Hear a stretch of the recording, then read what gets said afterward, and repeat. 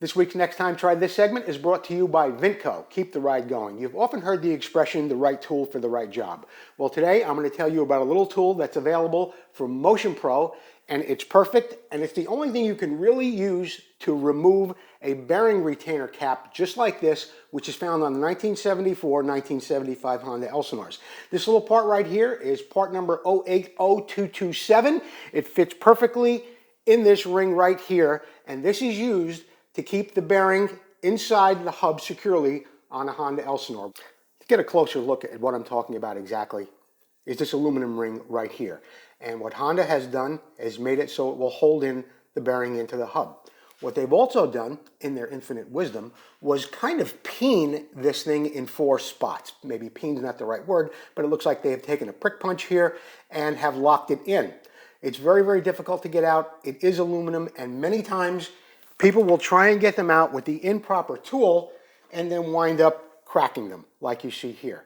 It's very, very difficult to get out. Or, in some cases, they'll get even worse like this. With the proper tool, you can get it out.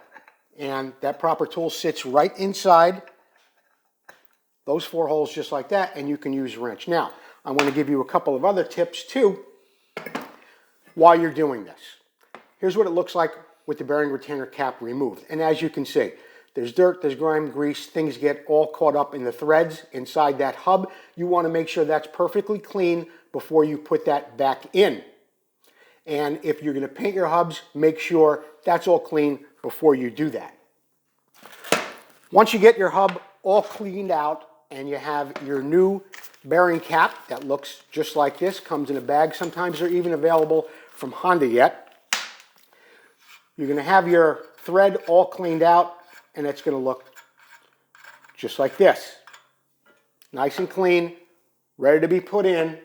And what you're going to use there before you put that piece in, maybe some brake cleaner, something like this available from AMSOIL, or some lubricant, which is what you're going to want to put on the threads, a little grease maybe, or a little oil, so this thing slips in here.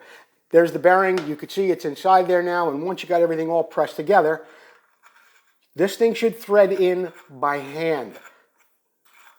By hand. There should be no force at all after you've got your new part. You've got your bearing pressed down in there.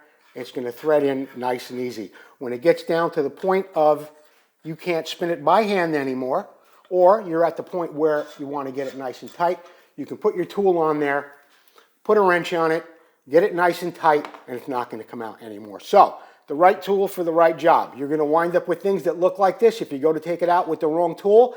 If they're in good shape and you use the right tool, it'll come out in one piece, or when you go to replace it, you can put it back in just the way you see it right here.